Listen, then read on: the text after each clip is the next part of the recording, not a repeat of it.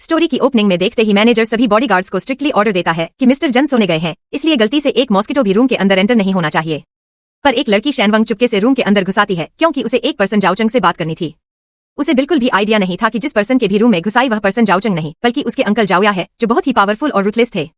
हिमयान यहाँ से बोलती है कि मैं आपको परेशान करने के लिए माफी चाहती हूँ, पर क्या मुझे ब्रोकेट मिल सकता है, जो एक तरह का एक्सपेंसिव ट्रेडिशनल चाइनीज क्लोथ्स होते हैं। यान धीरे धीरे उसके पास आता है तो मैंग डर जाती है क्योंकि उसने चैन के बारे में सुना था कि वह एक नंबर का लड़की पास है। यान तो कंफ्यूज था, पूछता है कौन सा ब्रोकर। मैंग कहती है सॉन्ग डायनेस्टी का ब्रोकर। मुझे पता चला कि ऑक्शन से आपने ही बाय किया है। यान बिल्कुल चुप था, तो मैंग सोचती है अब उसे ही पहल करना होगा। वैसे भी आदमी इतना हॉट और हैंडसम है तो फ्लर्ट करने में मेरा कौन सा कुछ जा रहा है। ये धीरे से उसके पास जाकर बोलती है कि मैं उस ट्रेडिशनल ड्रेस के लिए हाई प्राइस पे करने को तैयार हूँ, या बदले में आप मेरे सामने कोई भी कंडीशन रख सकते हैं, मैं आपके साथ नेगोशिएट करने को तैयार हूँ। पर यान बिल्कुल चुप था। इमैंग सोचती है ये आदमी अभी भी चुप है, कहीं ऐसा तो नहीं कि इसको लड़कियों में इंटरेस्टेड नहीं है। हिमैंग पीछे हटने लगती है तो यान उसे अपनी तरफ खींच कर बोलता है तो तुम कोई भी कंडीशन फुलफिल करने को तैयार हो। मैंग सोचती है कि अब इसको दिखाना पड़ेगा कि मैं क्या चीज हूँ। उसके ऊपर बैठकर बोलती है तो आपकी क्या कंडीशन है। मैं आपकी कोई भी कंडीशन फुलफिल करने को तैयार हूँ। उसे अचानक से किस करती है तो यान उसका गला पकड़ लेता है और उसके बालों से हेयर पेन निकाल लेता है। उसे याद होता है कि 3 साल पहले उसने इसी लड़की को टेंपल में देखा था। यह मैंग को ध्यान से देखने लगता है, पर जब उसके पास किसी की कॉल आती है तो बात करने के लिए साइड में चला जाता है। मैंग अपने फोन में मैसेज देखती है तो उसे अपनी बेस्ट फ्रेंड से पता चलता है कि वह गलती से किसी और आदमी के पास आ चुकी है। अब मैंग कंफ्यूज थी कि फिर यह आदमी है कौन। बहुत ही डर चुकी होती है इसलिए वहां से भाग जाती है। यान के पास उसके सेक्रेटरी की कॉल आई थी, क्या हम उस लड़की के अगेंस्ट कोई एक्शन ले, लेकिन यान मना कर देता है। बोलता है बस वह एक स्टूपिड लड़की थी। बाद में मैनेजर यान से माफी मांगता है कि वह सही से निगरानी नहीं रख पाए, पर यान तो बहुत ही गुस्से में था। जल्दी ही यान का नेफ्यू चेंग भागते हुए आता है। यान मैंग की वीडियो दिखाकर बोलता है कि ये लड़की तुमसे मिलने आई थी। चेंग सोचता है कि लड़की तो काफी ब्यूटीफुल है।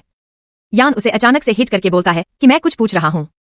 शैंग डरते हुए बोलता है कि सही में मुझे इस लड़की के बारे में कुछ नहीं पता। यान कहता है ब्रोकेट का क्या सीन है। शैंग कहता है कि मैंने कुछ टाइम पहले ऑक्शन से बाय किया था ताकि अपनी सिस्टर को गिफ्ट कर सकूं। वे रिसेंटली ट्रेडिशनल क्लोथिंग के बारे में रिसर्च कर रही हैं।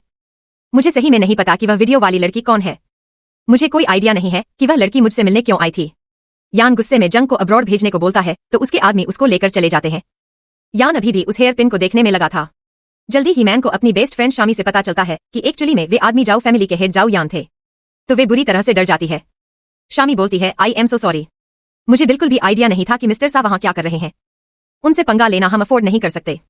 तो मैंग और ज्यादा डर जाती है। शामी कहती है क्यों ना तुम अपने बिजनेस के रिगार्डिंग अपने पेरेंट्स या अपने भाई से मदद लो। मैंग कहती है नहीं, उन लोगों ने शुरू में मुझे सपोर्ट नहीं किया जब मैं अपना बिजनेस स्टार्ट करने जा रही थी। तुम्हें तो पता है अभी अभी मैंने अपना traditional Chinese fashion brand establish किया है। अगर डिलीवरी टाइम पर नहीं हुआ तो ब्रांड रेपुटेशन खराब हो सकता है। शामी बोलती है कि वैसे मेरे कजिन है, वह मिस्टर साह को जानते हैं, हम उनसे बात कर सकते हैं। मैंग कहती है कोई नहीं, रहने दो। मैंग को तो बहुत ही एम्ब्रेसिंग फील हो रहा था कि उसने ऊपर से मिस जाओ के साथ ऐसी हरकत की और मैंग यहाँ से माफी मांगने आई होती है, पर बहुत ही डरी हुई थी। जल्दी यान का सेक्रेटरी उसको अंदर चलकर वेट करने को बोलता है। मैंग टी पीने जाती है तो अचानक से खांसने लगती है। यान सीसीटीवी कैमरा से उसको देखे जा रहा था। वे एक पल के लिए भूल चुका होता है कि इस वक्त वे अपने क्लाइंट के साथ वीडियो कॉन्फ्रेंस पे है। मैंग खांस रही थी इसलिए यान मेड से उसके लिए सूप भिजवाता है ताकि उसके गले को आराम मिले, तो मैंग को पीकर अच्छा लगता है। यान अभी भी उसे ही देखे जा रहा था। अब इंतजार करते करते काफी वक्त हो गया था, इसलिए मैंग वहीं पर सो जाती है। कुछ देर बाद यान आता है तो उसको अचानक से देखकर डर जाती है। यान कहता है मिस चैन आप तो काफी बोल्ड हैं, आप ऐसे अनजान प्लेस पर भी इतने बेफिक्र होकर सो रही हैं। मैंग कहती है तो मैं क्या करती, आपने इतना इंतजार कराया तो मेरी आंख लग गई। सेक्रेटरी सोचता है कि मिस फ्रेंड मिस्टर जाओ के सामने इस तरह से कंप्लेंट कर रही है। ये लोग यहाँ मिस्टर जाओ से मिलने के लिए 1 या 2 महीने इंतजार करते हैं। हिमैंग कुछ बोलती है कि यहाँ सेक्रेटरी को पहले यहाँ जाने का इशारा करता है। हिमैंग कहती है दरअसल मैं आपसे माफी मांगने आई हूँ। एक्चुअली मुझे कुछ मिसअंडरस्टैंडिंग हो गई थी और मैंने आपको ऑफेंड कर दिया। आप तो कितने दयालु हैं ना, तो आप तो मुझे माफ कर ही देंगे। यान अपने गले की तरफ इशारा करके बोलता है कि ऑफेंड तो किया है आपने, तो मैं माफी मांगने लगती है। प्लीज आप गुस्सा मत हो, आप चाहो तो मुझे बदले में बाइट कर सकते हो। यान उसे अपने क्लोज खींच कर बोलता है कि देख लो मिशन आप यह खुद ही बोल रही हैं, और उसे अचानक से बाइट करने लगता है। तो मैंग कहती है मुझे दर्द हो रहा है। मन ही मन में सोचती है कि आदमी तो सही में मुझे बाइट करने लगा। मैंग कहती है कि अब तो आपने मुझे बाइट भी कर लिया तो अब हमारा हिसाब बराबर होता है। यान कहता है क्या शैन फैमिली ने आपको इस तरह से माफी मांगना सिखाया है। मैंग कहती है तो आप मुझसे क्या चाहते हैं। यान कहता है माफी मांगने आई हो तो कुछ तो सिंसिटी दिखाओ। मैंग कहती है कैसी सिंसिटी। यान कहता है वो तो आप खुद ही सोच लीजिए। मैंग फ्रस्ट्रेट होकर उसे मारने जाती है, पर जैसे यान रुकता है वह चुपचाप बैठ जाती है। बाद में मैंग वापस जा रही होती है तो देखती है किसी इंजर्ड आदमी को घसीटते हुए लेकर जा रहे हैं। तो सेक्रेटरी से पूछती है कि ये सब क्या है। सेक्रेटरी बोलता है कि वो सिक्योरिटी मैनेजर है, उसने मिस्टर जाओ को ऑफेंड किया था, तो बस छोटी सी पनिशमेंट है। हिमैंग कहती है किसी का पैर तोड़ देना, यह छोटी सी पनिशमेंट है। मिस्टर जाओ का कुछ ज्यादा नहीं हो रहा, लेकिन फिर डर के चुप हो जाती है। अपने असिस्टेंट को कॉल करके बोलती है कि जल्दी से कुछ प्लान बनाओ कि मैं मिस्टर जाओ से किस तरह से माफी मांग सकती हूँ, और हाँ, उसमें सिंसियरिटी दिखनी चाहिए। अब असिस्टेंट ने एक बड़ा सा लिस्ट तैयार किया होता है कि वह किस तरह से माफी मांग सकती है। मैंग कहती है प्लान तो ऐसे दिख रहा है कि जैसे कोई लड़की अपने बॉयफ्रेंड को परस्यू करना चाहती है। यह सब लेटर्स लिखना, फ्लावर्स भेजना, तुम्हें सही में लगता है कि यह वर्क करेगा? असिस्टेंट बोलती है किसी को परस्यू करना और दिल से माफी मांगना एक ही चीज है। अब आपको अपने हाथों से एक अच्छा सा माफीनामा लिखना है, यह आपकी सिंसियरिटी को अच्छे से शो करेगा। मैंग सोचती है यहाँ इतना पावरफुल और रिच है, उसे एक्सपेंसिव गिफ्ट देकर इंप्रेस करना बहुत ही मुश्किल होगा, अलग अप्रोच अपनाना ही बेटर रहेगा।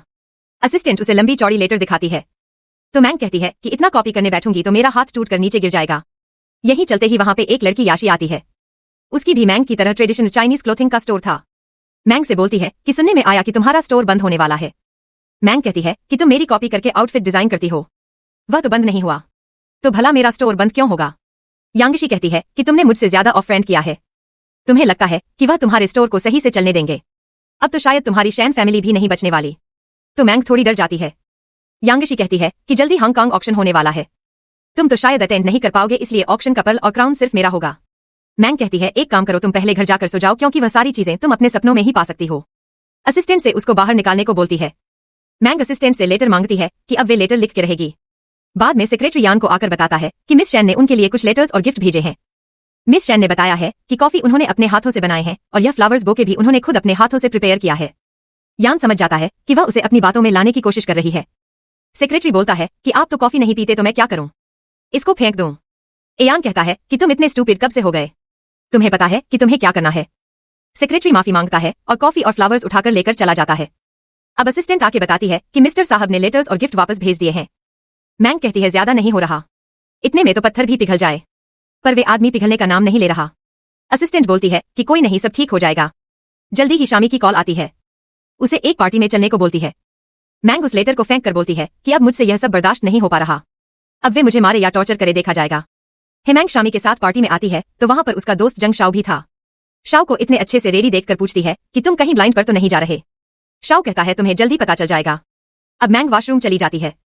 पता चलता है कि शाह और मैंग एक दूसरे के बचपन के दोस्त हैं। शामी को पता चलता है कि आज शाह मैंग को प्रपोज करने की प्लानिंग कर रहा है। शाह उसे चुप रहने को बोलता है, पर शामी धीरे से मैंग को मैसेज भेज देती है। क्या शाह उसे अपने लव का कन्फेशन करने वाला है? मैंग सोचती है क्या शाह पागल हो चुका है। अब देखती है कि शाह उसको ढूंढ रहा है तो जल्दी से छुप जाती है। जा ही रही थी पर वैसे देखती है कि सामने यान है तो अपना चेहरा छुपाकर बैठ जाती है। यान उसे खड़े होने को बोलता है तो मैंग कहती है शायद आप मुझे कोई और समझ रहे हैं। यान कहता है कि अब मैं सेकंड टाइम नहीं बोलूंगा, तो मैंग डर के मारे उठ जाती है। लेकिन इस वक्त उसे यहां देखकर बहुत ही नर्वस थी। यान का क्लाइंट उसके बारे में पूछता है तो मैं एब्रेसमेंट के चक्कर में यान के पास से छुप जाती है। यान सेक्रेटरी से क्लाइंट को अंदर ले जाने का इशारा करता है। उनके जाने के बाद मैं को राहत की सांस मिलती है। यान कहता है वैसे तुम मुझे कब तक ऐसे हग करके रहने वाली हो? हेमंग पीछे हट जाती है तो यान उसे अपने क्लोज खींच लेता है। हेमंग कहती है देखिए आप ऐसे लोगों को बुली नहीं कर सकते। यान कहता है तो अच्छा मैं बुली कर रहा हूं, और उसको अचानक से बाइट करने लगता है। मैंग कहती है आप क्या कर रहे हैं, हमें कोई देख सकता है। यान उसे बाइट करके कहता है कि इसको बुली करना बोलते हैं। मैंग नोटिस करती है कि यान ने वही कॉलर पिन लगाया है जो उसने उसके लिए भिजवाया था। पूछती है क्या आपने भी लेटर्स पढ़े हैं जो मैंने आपको भेजा था? मैंने खुद अपने हाथों से लिखा है। यान कहता है कि मेरे पास इतना फ्री टाइम नहीं है। तो मैंग का मुंह बन जाता है। यान कहता है वैसे आप यहाँ पर चुप क्यों रही थी? मैंग बहाना बनाती है कि मैं तो बस ड्रिंक करने से बच रही थी। अब उसी पार्टी में यान का कजन टिंगसाओ था। टिंगसाओ यान को किसी लड़की के साथ देखकर हैरान था। उसे अपनी आंखों पे यकीन नहीं हो रहा था कि यान किसी लड़की के साथ है। सोचता है कि पत्थर में फूल कब से खेलने लगे। मैं वहां से जल्दबाजी में भाग जाती है। थिंग्स यान के पास आकर पूछता है कि वो लड़की कौन थी। यान बोलता है कोई ऐसी पागल लड़की थी। उसे यहाँ का सीसीटीवी फुटेज सेंड करने को बोलता है। थिंग समझ जाता है कि पक्का कुछ तो गड़बड़ है।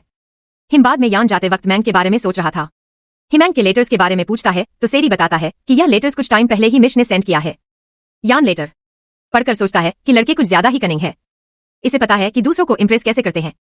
सेक्रेटरी उसको हंसते हुए देखकर डर जाता है क्योंकि उसने पहली बार यान को ऐसे स्माइल करते हुए देखा था। यान सेक्रेटरी से मैंग के और भी लेटर्स लाने को बोलता है।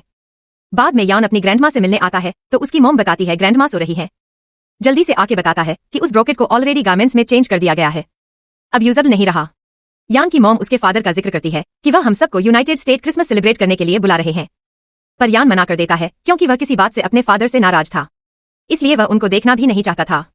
बाद में यहाँ से मैंग के लेटर्स के बारे में पूछता है तो सेक्रेटरी बताता है कि आज मेरे शैन ने कोई भी लेटर नहीं भेजा, लगता है कि आज वह बिजी है। यान बोलता है कि अच्छा मैं भी तो देखूं कि वह कहाँ बिजी है। अब शाह मैंग से मिलने आया था। शाह कहता है कि उस दिन पार्टी में मैं तुम्हें कॉल कर रहा था, तुमने आंसर क्यों नहीं किया। मैंग कहती है कि मैंने सुना कि तुम मुझे कन्फेस करने वाले थे। शाह नाटक करने लगता है कि गलत रूमर्स कौन फैला रहा है, मैं तो तुम्हें अपना बड़ी मानता हूं। मैंग कहती है कि चलो अच्छी बात है। शाह कहता है कि तुम अपने आप को कुछ ज्यादा नहीं बनती। मैंग कहती है कि बनते तो तुम भी हो। शाह नोटिस करता है कि उसको ठंड लग रही है तो उसे अपना ब्लेजर उठाता है। यह जाते जाते बोलता है चलो अब अंदर जाओ नहीं तो तुम्हें ठंड लग जाएगी। वैसे आगे से तुमने मुझे नजरअंदाज करने की कोशिश की तो मैं तुम्हारे डैड को तुम्हारी सारी चीजें बता दूंगा कि तुम कैसे बचपन में लड़ा करती थी और भी बहुत कुछ। यान दोनों को दूर से देख रहा था, उसको बहुत ही जलन होती है। अब मैंग ऑक्शन अटेंड करने आती है तो यांगशी बोलने लगती है कि तुम बिना पैसों के मेरे साथ कम्पीट करने के लिए चली आई। मैंग कहती है मैंने ये प्रोजेक्ट अपनी एबिलिटी से ली है, तो भला मैं किसी और के हाथों में कैसे जाने दूं। अब बडिंग स्टार्ट होती है तो मैंग और यांगशी दोनों ही बडिंग लगाने लगती हैं। यांगशी जानबूझकर हाईएस्ट बीडिंग लगाती है। मैंग से बोलती है क्या हुआ तुम्हारे पास पैसों की कमी पड़ गई, पर वैसे ही सेक्रेटरी आके 50 मिलियंस का बीडिंग लगाता है। मैंग सोचती है अगर सेक्रेटरी यहाँ पर है तो क्या मिस्टर जाओ भी आए हुए हैं।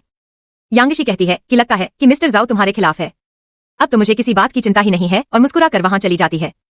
सेक्रेटरी उसको चलने को बोलता है तो मैंग कहती है सॉरी अभी मैं बिजी हूं।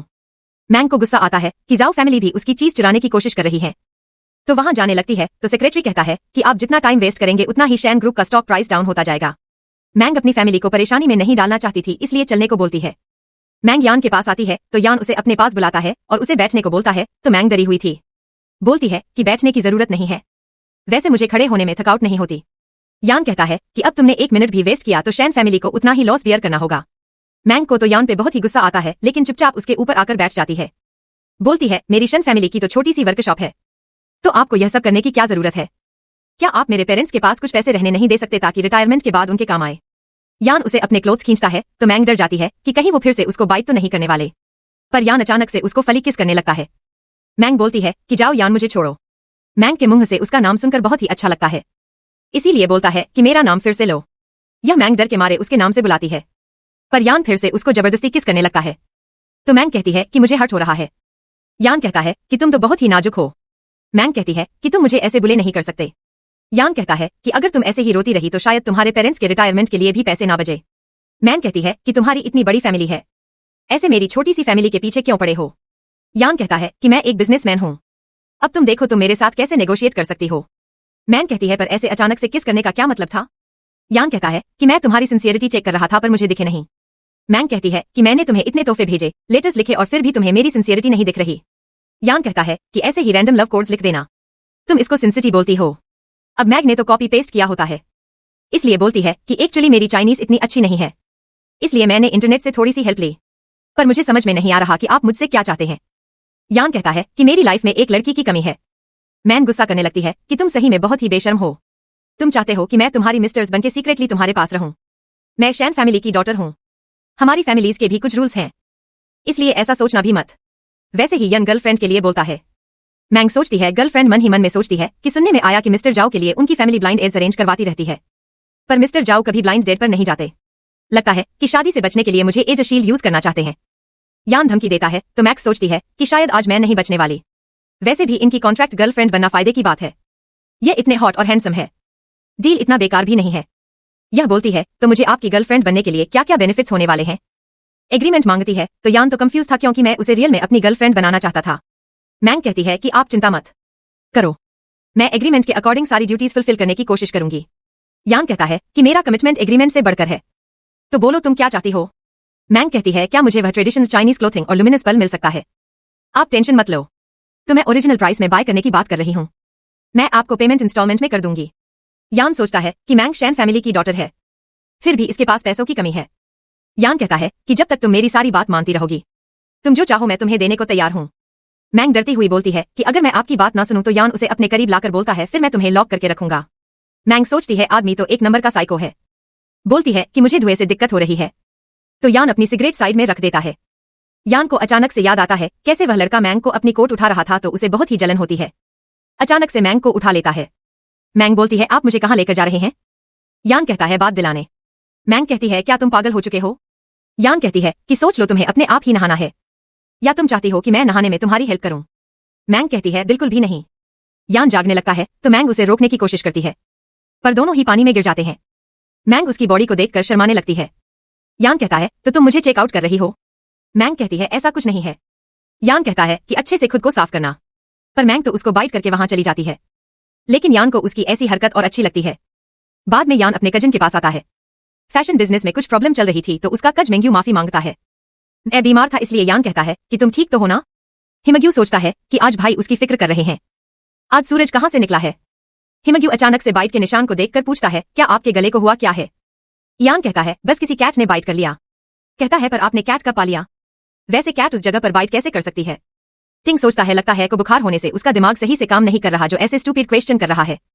यान बोलता है बस अभी अभी मैंने कैट रखा है। टिंग तो सब कुछ समझ रहा था इसलिए जानबूझकर बोलता है तो आप हमें उस कैट से कब मिलाने वाले हैं? यान कहता है कि इस बारे में हम बाद में बात करते हैं। उनका दोस्त हान कहता है कि अभी अभी मैंने अपना रिसोर्ट रिनोवेट करवाया है। अगर तुम्हारे पास टाइम हो तो क्यों ना कुछ दिनों के लिए वहां रिलैक्स करने चलें। पर यान तो इस वक्त मैं का मैसेज पढ़ने में लगा हुआ था। यान ने उसे लास्ट ऑक्शन में बाय किया हुआ एक्सपेंसिव पर्ल दे दिया होता है, इसलिए मैंग उसको थैंक यू बोल रही थी। कहती है कि अगर आप मुझे ट्रेडिशनल चाइनीज क्लोथिंग भी दिलाने में हेल्प करेंगे तो आप इस वर्ल्ड के सबसे बेस्ट पर्सन है। यान आज रात मैंग को डिनर पे चलने को बोलता है। तीनों समझ रहे थे कि पक्का वह किसी लड़की से बात कर रहा है। टिंग पूछता है पर यान कहता है कि वह जा रहा है। हेमिंग उसे रोकने की कोशिश करता है पर टिंग बोलता है कि तुम आराम से बैठ जाओ। इधर मैंग की और सिस्टर मैंग की तारीफ कर रही होती है कि वह मिस्टर जाओ से और लेने में कामयाब हो गई। अब जो भी हमारे स्टूडियो में प्रॉब्लम चल रही है वह सब ठीक हो जाएगा। हे मैंग तो किसके बारे में सोचकर बोलती है कि हाँ बहुत ही मुश्किल से मैं मिस्टर जा को मना पाई। जल्दी ही मैंग को बाहर से चिल्लाने की आवाज आती है। हे मैंग देखती है कि लू फैमिली की डॉटर बाकी कस्टमर के साथ गुस्से में आ रही है तो असिस्टेंट से पहले ही सब कुछ चेक करने के लिए भेज देती है। लू फैमिली की डॉटर जेनी आकर बोलने लगती है कि मैंने तुम्हें वेडिंग ड्रेस के लिए 2 मिलियन पे किए पर डिजाइन से लेकर मटेरियल तक मेरी रिक्वायरमेंट को मीट नहीं कर रही। उस कारण मुझे अपनी वेडिंग डिले करना पड़ा है, इसलिए अब तुम्हें डैमेजेस के लिए कंपनसेशन देना होगा। मैंग कहती है पर पहले तो आप डिजाइन ड्राफ्ट को देखकर बहुत ही सेटिस्फाई थी, अब मुझे जानबूझकर टारगेट करने की कोशिश कर रही है। मैं रिफंड नहीं करने वाली। तो जेनी उसे धमकी देने लगती है कि यहाँ मौजूद कोई भी कस्टमर्स उसके स्टोर से कुछ भी बाय नहीं करने वाला। दूर से यहाँ सब कुछ देख रहा था। सेक्रेटरी बोलता है कि शायद मिस मैंग इस वक्त प्रॉब्लम में है, हमें उनकी हेल्प करनी चाहिए। यान कहता है कि वह खुद ही सॉल्व कर सकती है। यह जल्दी और सिस्टर आके बताती है कि सुनने में आया कि इस वक्त में जेनी के फादर के ऊपर बहुत सारे उधार हैं। मैंग कहती है तो इस वक्त जेनी की फैमिली बैंकरप्ट हो चुकी है तो वह यहाँ पे मुझसे फायदा लेने आई है। हिमैंग सभी कस्टमर से बोलती है कि पता नहीं जेनी आप सबको क्या बोलकर लाई है, पर मैं बता दूं कि जेनी के पास पे करने के लिए भी पैसे नहीं है। तो सभी हैरान थे। एक लड़का पूछता है कि उसे कैसे पता। हिमैंग बोलती है कि जेनी की फैमिली ऑलरेडी बैंकरप्ट हो चुकी है तो उसके पास भला पैसे कहां से आएंगे। जेनी बोलती है तुम क्या बकवास कर रहे हो, ऐसा कुछ नहीं है। मैंग कहती है कि मैंने पहले जेनी के हाथ में एक ब्यूटीफुल ब्रेसलेट देखा था पर अब तो शायद उन्होंने उधार चुकाने के लिए उसको गिरवी रख दिया है। सब जेनी पे गुस्सा करने लगते हैं पर मैंग कहती है कि आप लोग रहने दो, वैसे भी जेनी आप लोगों को पे नहीं कर सकती, इसीलिए सब उस पे गुस्सा करके चले जाते हैं। जेनी कहती है कि तुम तो बहुत ही हैप्पी होंगे कि रातों रात मेरी फैमिली रास्ते पर आ गई। मैंग कहती है कि मैं हैप्पी क्यों होंगी, मुझे दूसरों की लाइफ में कोई इंटरेस्ट नहीं है। मैंग को राहत की सांस मिलती है कि सब कुछ ठीक है। जल्दी उसे पता चलता है कि याना है तो उसके पास आकर पूछती है क्या हुआ, आप यहाँ पे क्या कर रहे हैं। यान उसे अपनी कार में खींच लेता है, बोलता है तुमने मेरे मैसेज का रिप्लाई क्यों नहीं दिया। मैंग देखती है कि यान का मैसेज आया हुआ है तो माफी मांगती है कि वह थोड़ी सी बिजी थी इसलिए मैसेज देख नहीं पाई। यान उसे अचानक से किस करने लगता है और उसे बाहर खाने चलने को बोलता है। मैंग कहती है कि आज उसकी स्पा अपॉइंटमेंट है, पर आपकी गर्लफ्रेंड होने का क्या ही फायदा कि मुझे स्पा के लिए बाहर जाना पड़ रहा है। तो यान सेक्रेटरी से घर चलने को बोलता है, स्पेशली उसने मैंग के लिए स्टाफ को घर पे ही बुलाया था। अब मैंग रिलैक्स कर रही होती है तो यान उसके पास आता है, लेकिन जल्दी ही मैंग की आंख खुलती है तो बोलती है उसे बहुत ही भूख लगी है। यान उसे खाने चलने को बोलता है। यान कहता है कि लोग तुम्हें परेशान करने आते हैं, अगर आगे भी आए तो तुम कैसे डील करोगी। मैंग कहती है पैसों से।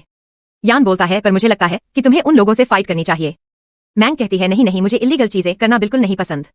यान कहता है ठीक है, पर अगर तुम्हें कोई आगे डराने की कोशिश करे तो तुम मुझे कॉल कर सकती हो। मैंग सोचती है कि मैं तो बस कॉन्ट्रैक्ट गर्लफ्रेंड हूं तो क्या मैं यान पे रिलाई कर सकती हूं।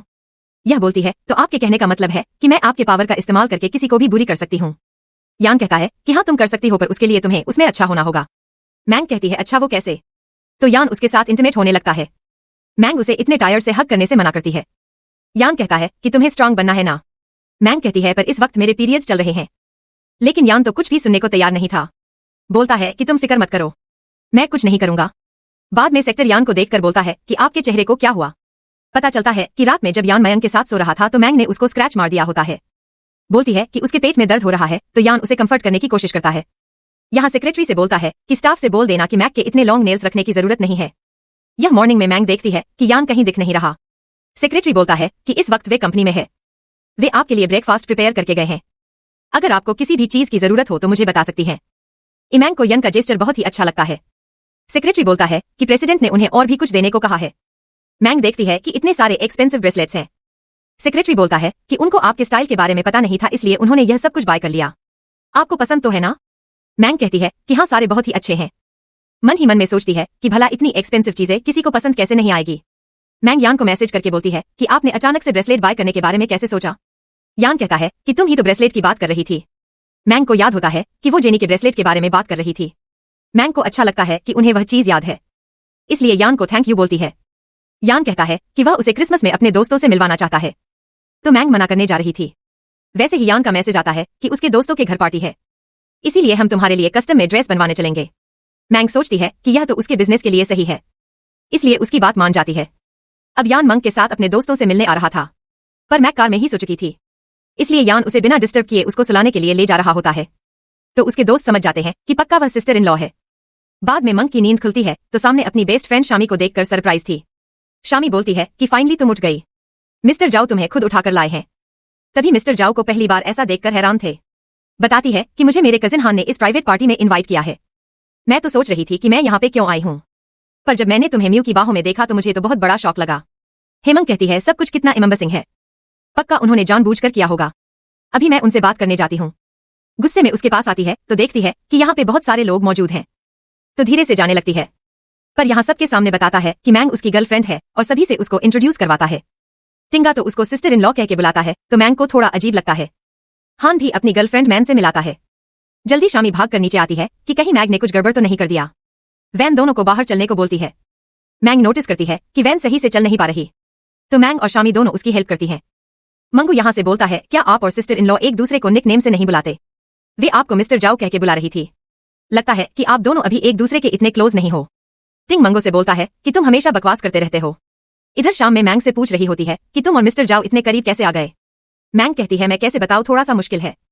अब 2 मिनट वैन के बारे में बकवास करने लगती है कि मिस्टर हान एक ट्रिपल लड़की को कैसे चूज कर लिया। मैंग को बहुत ही गुस्सा आता है। वह लड़कियों को बकवास बंद करने को बोलती है, पर वह मेट उसे भी उल्टा बोलने लगती है। मैंग कहती है कि शायद तुम लोगों को पता नहीं है कि मैं मिस्टर जाओ की गर्लफ्रेंड हूँ। तो ये दोनों लड़कियां डर के माफी मांगने लगती हैं। मैंग कहती है शायद तुम दोनों को सिस्टर वैन से माफी मांगनी चाहिए, तो दोनों मेड्स वैन से माफी मांगती हैं।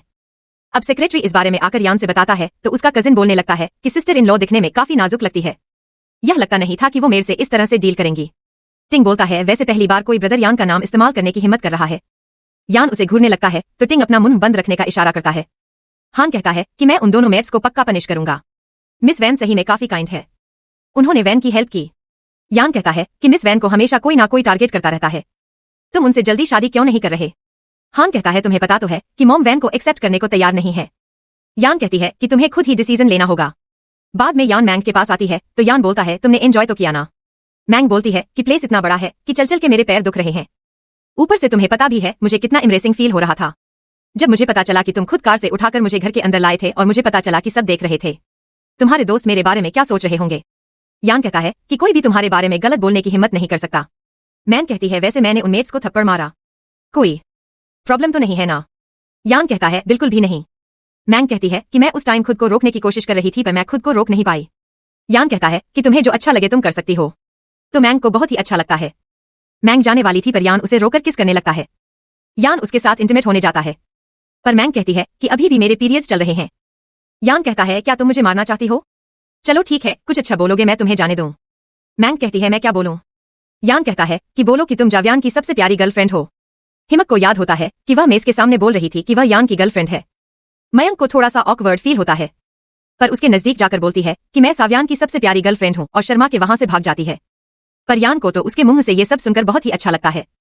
बाद में एक लड़की फेंग यान से प्रोजेक्ट से रिलेटेड डिस्कशन करने आती है जो यान की फैमिली फ्रेंड भी थी। यह देखकर साफ पता चल रहा था कि यान को पसंद करती है, पर यान को उसमें बिल्कुल भी इंटरेस्ट नहीं था। यान उसके साथ एक बड़े से प्रोजेक्ट के रिगार्डिंग डिस्कशन कर रहा था जिसकी कीमत बिलियंस में थी। पर जैसे ही यान के पास मैंग की कॉल आती है कि उसके पेट में दर्द हो रहा है तो बोलता है कि उसको जाना होगा, जिससे फेंग उदास हो जाती है। अब यान मैंग की केयर कर रहा था और उसे आराम से सोने को बोलता है। यहाँ मैंग कहती है मुझे नींद नहीं आ रही और उसे यहीं रुकने को बोलती है। तो यान कहता है कि वह कहीं नहीं जा रहा। यहाँ मैंग कहती है वैसे मिस वैन का कार एक्सीडेंट कैसे हुआ? मैंने सुना है कि सिस्टर वैन और मिस्टर हान 6 सालों से एक दूसरे के साथ हैं। तो उन दोनों ने अभी तक शादी कैसे नहीं की? यान कहता है तो मतलब दूसरों के बारे में बात करने के लिए तुम ज्यादा ही एक्टिव दिख रही हो। मैंग कहती है कि मैं तो बस ऐसे ही पूछ रही थी। मन ही मन में सोचती है कि मैंने ऐसा क्या पूछ लिया जो अचानक से उससे गुस्सा हो गए। फिर चोरी छुप के उसको टच करने की कोशिश करती है। तो यान कहता है फिर तुम्हें पता है ना मेरे ऐसा नजदीक आने का अंजाम क्या हो सकता है, इसीलिए चुपचाप सो जाओ। मैंग कहती है कि आज क्रिसमस इव है तो तुम्हें अपनी गर्लफ्रेंड के लिए क्रिसमस गिफ्ट्स प्रिपेयर करने की जरूरत है। एक्चुअली जब मैं छोटी थी तो मैं सेंटर क्लॉज को देखना चाहती थी। मैं चाहती थी कि जब मेरी आंखें खुले तो मेरे रूम में बहुत सारे गिफ्ट्स हो। बाद में फेंग यहाँ से बोलती है ग्रैंडमा ने आज मुझे टेंपल जाने को बोला था तो क्या तुम साथ में चलोगे? वैसे ही मैंग आती है तो यान देखता है कि उसके हाथ काफी ठंडे हैं तो कोट लाने को बोलता है। मैंग कहती है नहीं मैं ऐसे ही ठीक हूँ, मुझे अच्छी अच्छी फोटो क्लिक करनी है। यान कहता है कि तुम मेरी बात मानने से मना कर रही हो और उसे कोट से कवर करता है। तो यह सब देखकर फेंग को अच्छा नहीं लगता। फेंगन के पास आकर बोलती है तो आप ही मिस चैन है, आप काफी ब्यूटीफुल है। जब भी ब्रदर यान आपकी ब्यूटी से इतने मिसमराइज हैं। साथ में ड्रिंक करने को बोलती है तो यान कहता है नहीं मियान के पेट में दर्द हो रहा है, वे ड्रिंक नहीं कर सकती। तो यह सुनकर मैंग को बहुत ही अच्छा लगता है। यान उसे एक फनी से केप से कवर कर देता है ताकि उसको ठंड ना लगे, लेकिन मैंग इरिटेट होकर वहां चली जाती है। बाद में सभी मिलकर क्रिसमस सेलिब्रेट करते हैं। यान टिंगसाओ के साथ बात कर रहा था तो मैंग आती है और उसके लिए एप्पल कट करके लाई थी। यान को बहुत ही अच्छा लगता है और उसे प्यार से किस करता है। बाद में इन दोनों वापस घर आते हैं तो मैंग देखती है कि यान ने उसके लिए बहुत सारे गिफ्ट्स प्रिपेयर करके रखे हैं। मैंग कहती है कि मैं भी आपके लिए गिफ्ट लेकर आई हूँ, आपके गिफ्ट से ज्यादा एक्सपेंसिव तो नहीं है पर मैंने इसे अपने हाथों से बनाया है। यान को याद होता है कैसे उसके फादर क्रिसमस वाले दिन हमेशा उसे अकेले छोड़कर अपनी मिस्ट्रीज और अपने लेजिटमेट सन के साथ सेलिब्रेट किया करते थे और वे बेचारा फेस्टिवल पर हमेशा अकेले रहता था। यान को अच्छा लगता है कि आज मैंग उसके लिए गिफ्ट लेकर आई है। मैंग शावर लेने जा रही होती है पर यान बोलता है अभी नहीं और दोनों एक दूसरे के साथ इंटीमेट होते हैं। नेक्स्ट मॉर्निंग मैंग देखती है कि यान कहीं दिख नहीं रहा। यान ने उसे मैसेज किया होता है कि वह थोड़ी देर के लिए बाहर जा रहा है। जल्दी ही शामी की कॉल आती है, उसे साथ में बाहर चलने को बोलती है। अब दोनों बाहर घूमने आती है तो देखती है कि यान फेंग के साथ है। शामी कहती है कि सुनने में आई ग्रैंडमा मिस फेंग को बहुत ही पसंद करती है, इन दोनों की फैमिली दोनों की शादी कराना चाहती है। तो मैंग को सुनकर अच्छा नहीं लगता। शामी कहती है कि तुम और मिसे जाओ एक दूसरे के नीड्स फुलफिल करने के लिए साथ में हो, देखना कहीं तुम हट ना हो जाओ। मैंग कहती है तुम फिक्र मत करो मैं ठीक हूँ, पर मन ही मन में उदास थी कि वैसे भी मैं तो कॉन्ट्रैक्ट गर्लफ्रेंड हूँ तो भला मिस्टर जाओ मेरे बारे में क्यों नहीं सोचेंगे। यही जाने लगती है तो यान उसे देखकर आवाज देता है पर वह सुन नहीं रही थी इसलिए भागकर उसके पास आता है। मैंग कहती है क्या हुआ, आपको किसी चीज की जरूरत है कि नहीं तो मैं जा रही हूँ। यान उसे वहां से होटल लेकर आता है, बोलता है कि मैं तुम्हें आवाज दे रहा था। मैंग तो गुस्से में थी, बोलती है कि मुझे सुनाई नहीं दिया, मुझे बस घर जाना है। यान बोलता है तुम फिर से गुस्सा हो गई। मैंग कहती है मैं ऐसे ही हूँ। यान बोलता है क्या हुआ, तुम्हें गिफ्ट पसंद नहीं आया या मैं तुम्हें लास्ट नाइट सेटिस्फाई नहीं कर पाया? मैंग कहती है रात के बारे में जिक्र करने की जरूरत नहीं है, मैं तुम्हें हेट करती हूँ, मुझे तुम्हारे साथ नहीं रहना, मुझे घर जाना है। यान कहता है कि ठीक है मेडिसिन खा लो, फिर मैं तुम्हें घर जाने दूंगा, नहीं तो तुम्हें पता है कि मेरी बात ना मानने का अंजाम क्या हो सकता है। मैंग गुस्से में मेडिसिन पीकर उसे किस करने लगती है, बोलती है अब तुम्हें पता चला मेडिसिन कितनी बेटर है, तुम बहुत ही बूढ़े हो, रात में मेरा एडवांटेज उठाकर आज मुझे इग्नोर कर रहे हो, दूसरी औरत के साथ हंसहंस के बात कर रहे थे और यहाँ मुझे धमकाने की कोशिश कर रहे हो। यान बोलता है कि मैं तुम्हें इग्नोर नहीं कर रहा, मैं बस मॉर्निंग में प्रोजेक्ट से रिलेटेड डिस्कशन करने गया था, चलो बताओ अब तुम्हारा गुस्सा कैसे शांत होगा। मैंग कहती है मुझे भूख लगी है, मुझे बॉयल फिश खानी है। तो यान उसके लिए उसका मनपसंदीदा खाना बनवाता है। मैंग यहाँ से फिश बोन निकालने को बोलती है तो यान चुपचाप उसकी बात मान रहा था, जिससे सेक्रेटरी तो हैरान था। यान मैंग को प्यार से खिलाता है तो सेक्रेटरी को अपनी आंखों पर विश्वास नहीं हो रहा था और मैंग वापस वेकेशन से आ चुकी थी। असिस्टेंट बोलती है कि हमने वेडिंग ड्रेस डिजाइन कंपटीशन के लिए लास्ट मंथ अप्लाई किया था पर अभी तक कोई रिस्पांस नहीं आया, उस कंपटीशन के जज मिस्टर फू हैं, हमने last time traditional dress time पर डिलीवर नहीं किया था, कहीं इस वजह से वह हमसे नाराज तो नहीं है। मैंग कहती है कि ऐसा नहीं हो सकता। असिस्टेंट बोलती है कि याशिका का तो सिलेक्शन हो गया, फिर हमारा कैसे नहीं, वह तो बस हमारा काम कॉपी करती रहती है। मैंग कहती है कि ठीक है मैं कुछ करती हूँ। मैंग यान के पास आती है, प्यार से बोलती है कि आप काम करके बहुत ही थक चुके होंगे, इसलिए मैं आपके लिए कॉफी लेकर आई हूँ। यान तो कॉफी नहीं पीता था पर उसे मना नहीं करता। जल्दी ही सेक्रेटरी आके बोलता है कि मिस्टर जाओ कॉफी नहीं पीते। मैंग बोलती है मुझे पता नहीं था कि आपको कॉफी नहीं पसंद। यान कहता है बोलो क्या बात है। फिर मैंग कहती है तो आपको लगता है कि मैं किसी काम से आई हूँ, मैं तो स्पेशली आपसे मिलने आई हूँ, आप सही में बहुत ही कोल्ड हार्टेड है। ये जानने लगती है तो यान उसे अपने क्लोज खींचकर उसे किस करने लगता है। यान खुद को अलग करती है। यान कहता है क्या करूं, तुम्हें देखकर मैं खुद को रोक नहीं पाता। मैंग कहती है कि मैं अपनी हेयर पिन वापस लेने आई हूं। यान बोलती है कि अच्छा बस यही बात है। मैंग कहती है कि एक्चुअली एक और काम है। दरअसल हमने वेडिंग ड्रेस डिजाइन कॉम्पिटिशन में अप्लाई किया था, पर हमें अभी तक कोई रिस्पॉन्स नहीं मिला। क्या आप हेल्प कर सकते हैं? यान कहता है कि ठीक है, पर हेयर पिन मैं अपने पास से रखूंगा। मैंग कहती है बिल्कुल भी नहीं, वह हेयर पिन मेरी ग्रैंडमा ने मुझे दिया था। यान कहती है कि आप सोच लो। मैंग कहती है कि ठीक है, मैं शादी से पहले आपको पे बैक कर दूंगी, फिर तो आपको मेरा हेयर पिन लौटाना होगा। यान अचानक से उठकर बोलता है तो तुम किससे शादी करने वाली हो? वैसे ही मैंग के पास उसकी मॉम की कॉल आती है, तो मैंग बोलती है मुझे जाना होगा और वहां से भाग जाती है।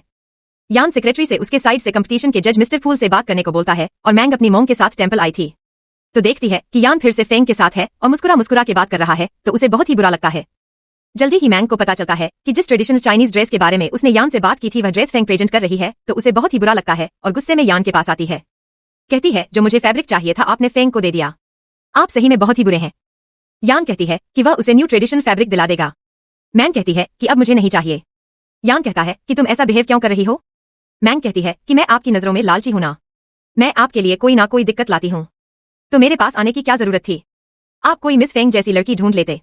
यान कहता है कि तुम ऐसे बेकार बातें करके गुस्सा मत दिलाओ। मैंग कहती है कि मैं तुम्हें हेट करती हूं। वहां जाने लगती है तो यान उसे रोक कर किस करने लगता है, पर मैंग गुस्से में उसको बाइट कर लेती है और उसे बहुत कुछ सुना देती है, तो यान वहां से चला जाता है। मैंग गुस्से में वह गिफ्ट जो उसने यान को दिया था उसको फेंक कर चकनाचूर कर देती है। यान को पता चलता है कि एक्चुअली में ड्रेस फेंग को उसके नेफ्यू चंग की सिस्टर ने दिया था। ऊपर से सेक्रेटरी बताता है कि मिस मैंग उस क्रिस्टल बॉल को तोड़कर चली गई। यान उस गिफ्ट को स्टोरेज रूम में रखने को बोलता है। अब मैंग वैन के साथ बाहर आई थी और उसने बहुत ही ड्रिंक कर लिया होता है। वैन को उसकी चिंता हो रही थी, पर मैंग कहती है कि उसने ऑलरेडी कैब बुक करवा लिया है, ड्राइवर आता ही होगा, तो वैन चली जाती है। जल्दी वहां पे यान आता है, पर चुपचाप उसको इग्नोर करके वहां चला जाता है। लेकिन उसे मैंग की फिक्र हो रही थी, इसलिए गाड़ी वापस घुमाने को बोलता है, पर उसे पहले ही शाओ मैन के पास आता है। यह देखता है कि वह ड्रंक है, तो बोलता है कि वह उसको घर छोड़ देगा। अब यान दूर से सब कुछ देख रहा था और उसे बहुत ही जलन होती है। इसे शाओ के बारे में पता लगाने को बोलता है। अब यान अपने दोस्तों के साथ था। उसका दोस्त नोटिस करता है कि उसका मूड ऑफ है, तो कहता है कि आप चिंता मत करो, सिस्टर इन लॉ ठीक होंगी। हेमिंग पूछता है कि वैसे आपके न्यू ईयर का क्या प्लान है? टिंगसा कहता है कि मैं तो डेट पर जाने वाला हूँ, समुद्र के किनारे फायर बॉक्स के साथ कैंडल लाइट डिनर एंजॉय करूंगा। यान कहता है यह बस शो ऑफ की चीज है।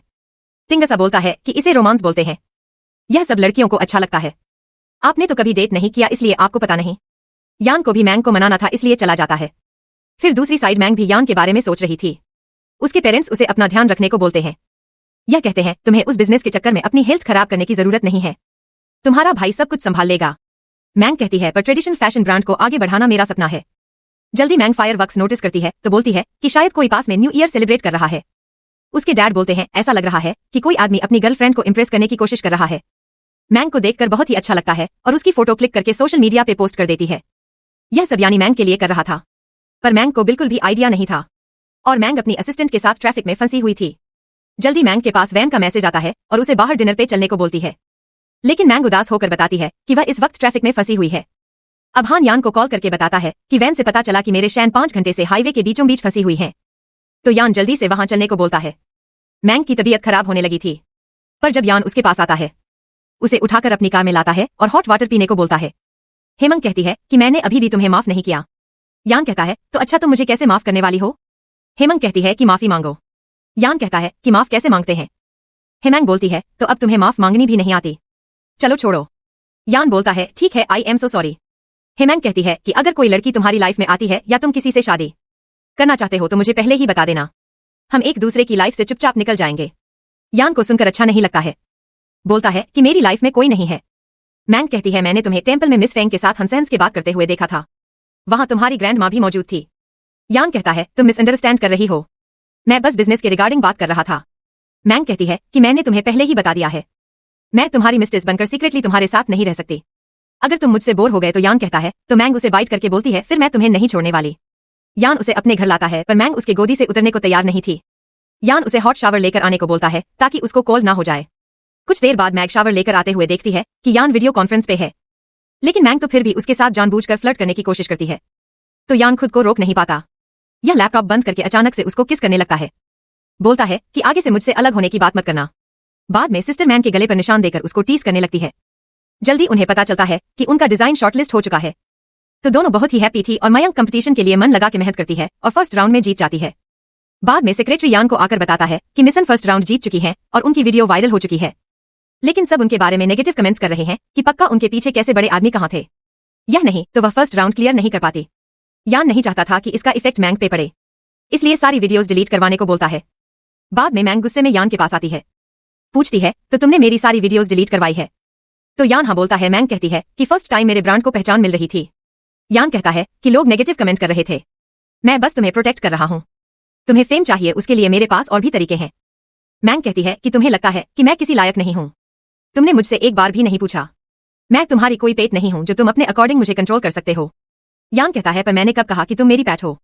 मैंगन गुस्से में उसको ब्रेकअप के लिए बोलकर जाने लगती है, तो यान सेक्रेटरी से उसको रोकने को बोलता है। मैंग कहती है तो अब मैं रिस्पेक्ट के लायक में नहीं हूँ, तो यान सेक्रेटरी से उसको जाने देने को बोलता है। यहाँ बाद में इवैन और शामी मैंग को बाहर लेकर आई थी। ऊपर से उन लोगों ने मेल मॉडल्स को बुलाया होता है। यान सब कुछ दूर से देख रहा था, उसे बहुत ही बुरा लगता है, पर उसे मैंग की बात याद आती है कि वह उसको कंट्रोल करके रखना चाहता है, इसलिए बोलता है कि कोई नहीं, उसको एंजॉय करने दो। इस सेक्टर से पार्टी के बाद सेफली उसे घर छोड़ने को बोलता है। पार्टी के बाद वैन और शामी उसको बाय बोलकर चली जाती हैं। जल्दी ही शाओ मैंग के पास आता है कि उसे कुछ बात करनी है। मैंग उसके साथ बाहर आती है, बोलती है कि बोलो क्या बात करनी है। शाओ कहता है क्या इस वक्त तुम किसी को पसंद करती हो? मैंग कहती है कि अभी तुम यह सब क्यों पूछ रहे हो? शाओ कहता है क्या तुम जाओ यान को पसंद करती हो? मैंग तो गुस्से में थी, इसलिए बोलती है कि नहीं, मैं उन्हें पसंद नहीं करती। यह जानकर शाह खुश होकर अपनी फीलिंग्स के बारे में बताने जा रहा होता है, पर वैसे यहाँ आकर शाह के सामने मैंग को उठाकर चला जाता है। शाह उनके पीछे जा रहा था, पर सेक्रेटरी बोलता है कि मैं आपको बताना चाहता हूँ कि एक्चुअली वह दोनों गर्लफ्रेंड बॉयफ्रेंड है, बस दोनों के बीच में इस वक्त थोड़ी सी नोकझोंक चल रही है। यान मैंग को घर लेकर आता है, तो मैंग कहती है कि तुम क्या कर रहे हो, हमारा ब्रेकअप ऑलरेडी हो चुका है। यान कहता है पर मैं सहमत नहीं हूँ। मैंग कहती है कि अब मुझे तुम्हारे साथ प्ले करने का कोई शौक नहीं है। यान कहता है तो तुम्हारा इंटरेस्ट किसी और लड़के में है। अपने आप को टच करा के बोलता है तो बताओ मेरे से बेहतर तुम्हें कोई मिल सकता है। मैंग जाने लगती है तो बोलता है कि तुम जो चाहो मैं तुम्हें सब कुछ देने को तैयार हूँ। मैंग कहती है कि ठीक है फिर मुझे जाने दो, पर यान उसके साथ इंटीमेट होने की कोशिश करता है। मैंग कहती है कि उसको अच्छा फील नहीं हो रहा। यान उसके लिए मेडिसिन लेने जाता है, पर मैंग वहां से भाग जाती है। लेकिन यान ने सोच रही थी कुछ भी हो जाए, वह मैंग को अपने आप से दूर नहीं जाने देगा। अब यान बिल्कुल भी आराम नहीं कर रहा था, अपने काम में बिजी था ताकि वह मैंग के बारे में ना सोचे। ये दूसरी साइड मैंग रिलैक्स होने के लिए अकेले ही ट्रैकिंग पे आती है। इधर यान को सपना आता है कि जैसे मैंग किसी मुसीबत में है तो डर के उठ जाता है। इस वक्त यान को तेज बुखार थी, इसलिए ग्रैंड माँ बोलती है कि माना तुम जाओ, फैमिली के हेड हो, पर तुम्हें सबसे पहले अपने हेल्थ का ध्यान रखना चाहिए। तुम हो के हमेशा काम में लगे रहते हो। सेक्रेटरी यान को कुछ बताना चाहता था, पर ग्रैंड माँ को उसे बाहर जाने को बोलती है। यान समझ जाता है कि जरूर कोई बात है, इसलिए सेक्रेटरी को जल्दी से बताने को बोलता है। सेक्रेटरी बताता है कि मेरे शैन का यह मिसिंग है, तो यान जाने लगता है। ग्रैंड माँ उसको धमकी देती है कि अगर आज वे गया तो वे उसे हेड के पोजीशन से हटा देंगी। यान कहता है कि जैसा आपको ठीक लगे और उनके मना करने के बावजूद भी चला जाता है। इधर मैंग जंगल में खो चुकी थी, ऊपर से उसका फोन भी स्विच ऑफ था। अब यान रेस्क्यू टीम के साथ मैंग को ढूंढने आता है। यान की खुद की तबीयत बहुत ज्यादा खराब थी, लेकिन वह हार मानने को तैयार नहीं था।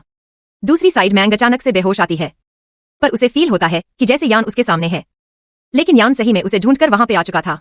मैंग को अपनी आंखें खोलने को बोलता है, तो मैंग यान को अपने पास देखकर रोने लगती है। बोलती है कि तुम कहाँ रह गए थे? यान कहता है मेरी गलती है, प्लीज तुम मत रो।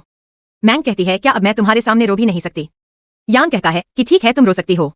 मैंग नोटिस करती है कि उसे बहुत तेज बुखार है। यान कहती है कि मुझे तुम्हारी बहुत ही याद आ रही थी।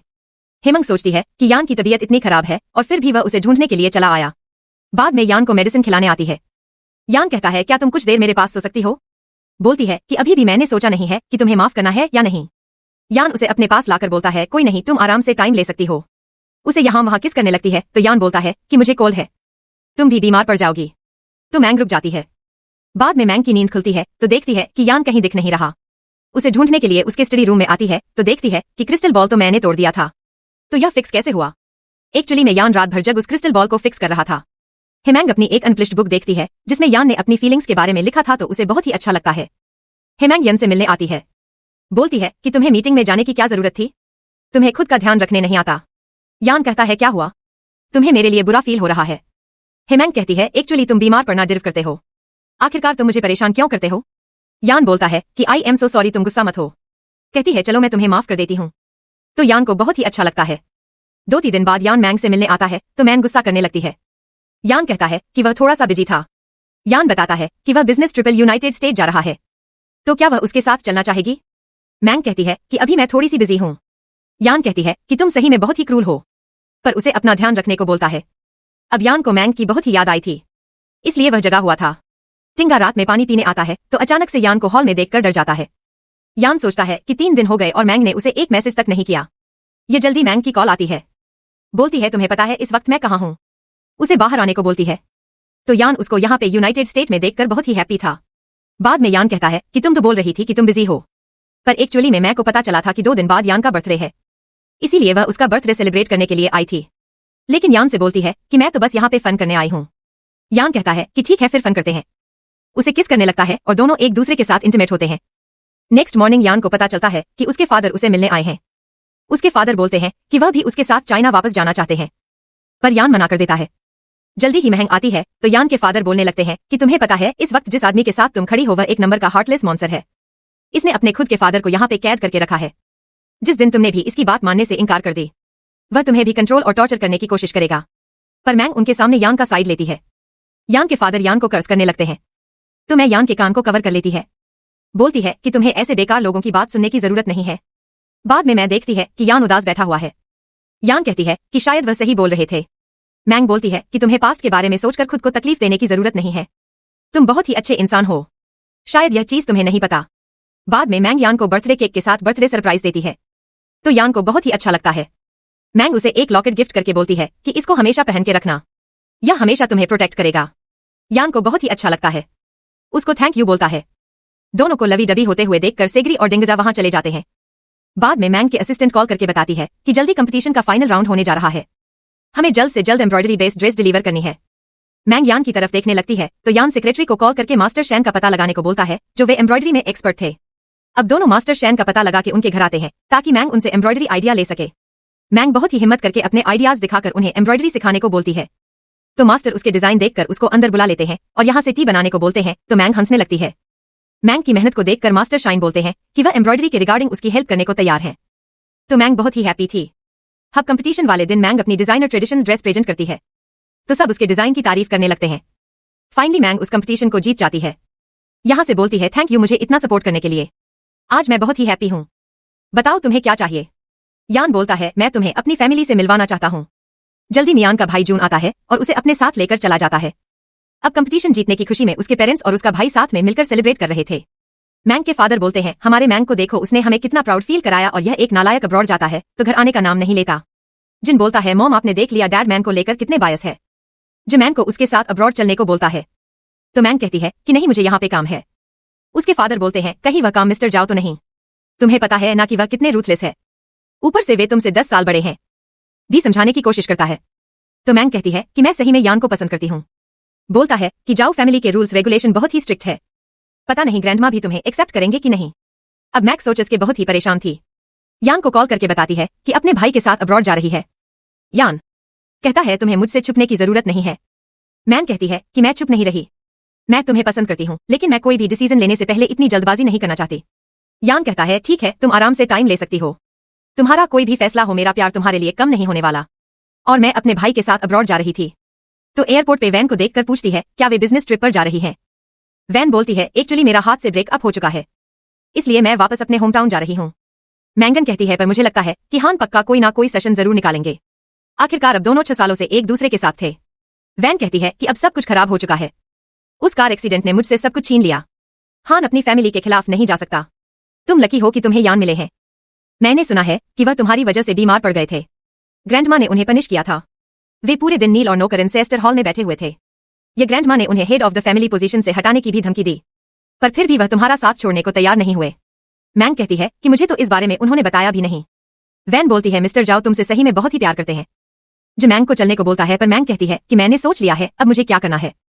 यान उदास था कि मैंग उसको छोड़कर चली गई पर मन ही मन में उसके हैप्पीनेस के लिए विश करता है।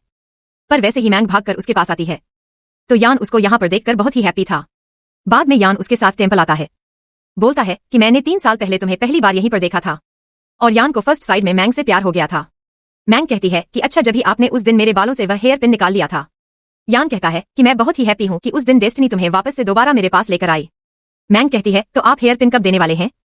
यान बोलता है हेयर पिन तो नहीं पर मैं तुम्हारे लिए कुछ और लेकर आया हूँ। मैंग देखती है कि उस बॉक्स में रिंग है तो उसको पहन लेती है और उसे इनडायरेक्टली शादी के लिए बोलती है।